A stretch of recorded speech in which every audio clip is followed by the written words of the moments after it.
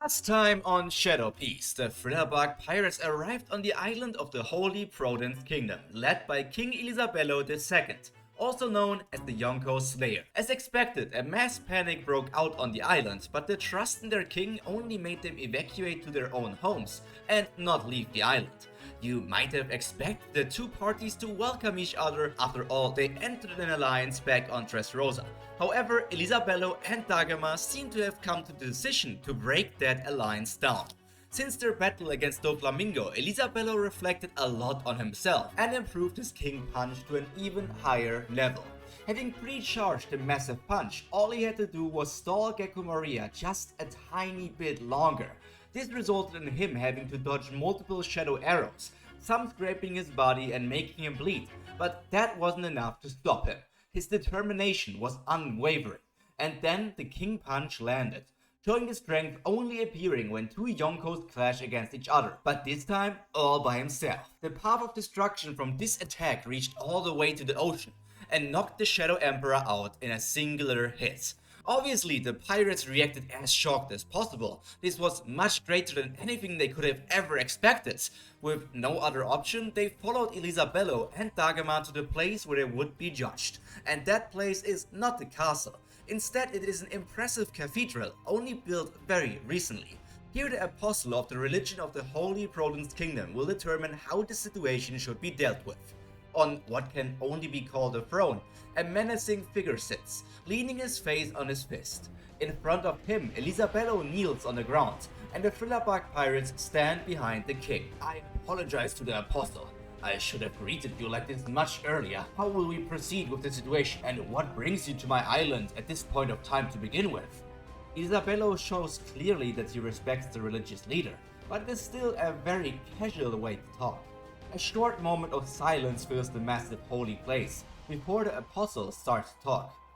We have heard that the Son of Wrath will soon visit this island. We do not expect your support in the upcoming war. We just want Don Sai to join us. On the throne, a man is sitting who once was royalty himself, but now he is a pirate, best known by the alias the Dark Messiah.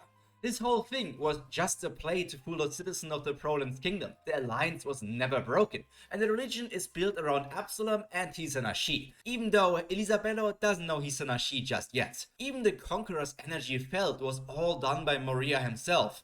While the King Punch is very powerful and shouldn't be underestimated, the Shadow Emperor added to it with his earth manipulation ability, which resulted in the destruction everyone saw.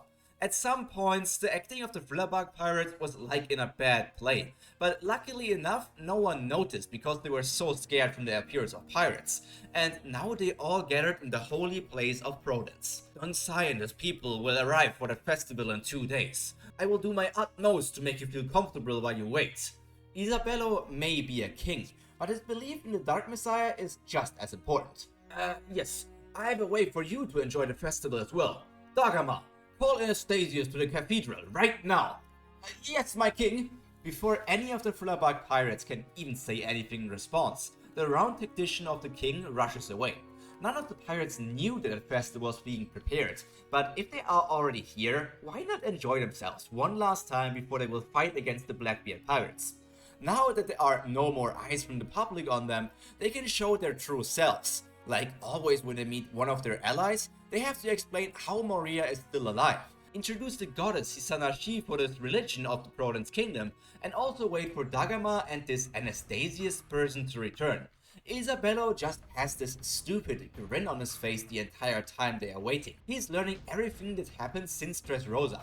However, because he is in his own kingdom, he also is feeling confident in having a few surprises himself as well. Their conversations continue for a while until an out-of-breath Dagama returns with the person Elisabello called for. Anastasius can only be described as an average man. His plain looks are well matched by the uniform he wears. Truly a man who you would walk by on the street and never think about again, and not really befitting of a name like Anastasius. But for some reason, he is important enough to be called by the king personally. What is his role?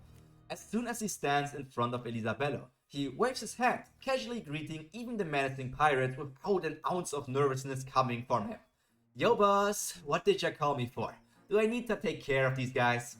A voice and accent not befitting of his visually unimpressive appearance leaves his mouth. and daring to say something this outrageous leaves anyone shook for a second. Just joking with ya, at best I could take down that fella over there. He points at Sanji, showing a smirk of confidence. This world has many hidden powerhouses, but when you encounter them, it's normally easily noticeable. However, this guy doesn't have any form of aura, not even his haki is very impressive. He just looks like a civilian, no matter how you spin or turn the situation. Elisabello has an exhausted look on his face, making it pretty obvious how hard it is to deal with this man. Anyways, just ignore what he says. This is Anastasius, the leader of the Shadow Squad of my kingdom. He's here to, well, let's say, make your time on Prudence a bit easier.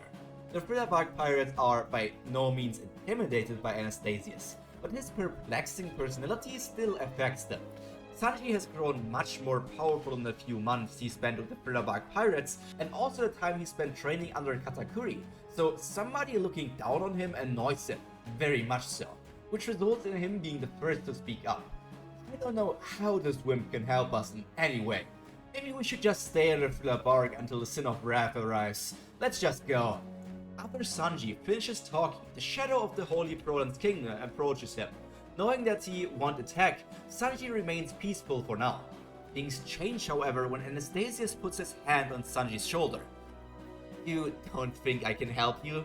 I guess that everyone can be blessed with a good brain, huh? And then it happens. Sanji's body starts to change. Oh yeah, did I say that I'm a devil fruit user? I mean, you know it now, right? The husband of the Charlotte family can only bring out a "you little piece of" before he noticed that his vocal cords started to change, and so did his entire appearance.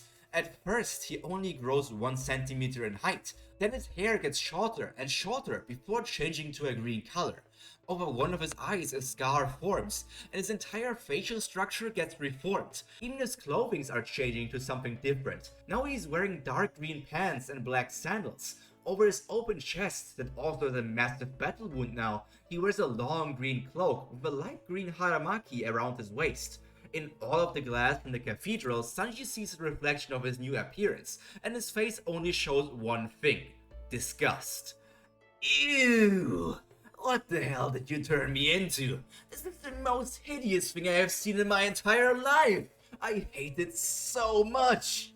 Anastasius just laughs at the reaction, and looks at the other pirates. Now that he revealed his ability, he's the user of the Change fruit, a paramecia type devil fruit that allows the user to change their own appearance and other things, and also change the appearance of other people. With that, the plan of Elisabello is obvious: to not make his subjects panic again and let the Strawhat Pirates enjoy the festival as well. They will all slip into new appearances, which they will be able to use for their stay in the Holy Proland's kingdom.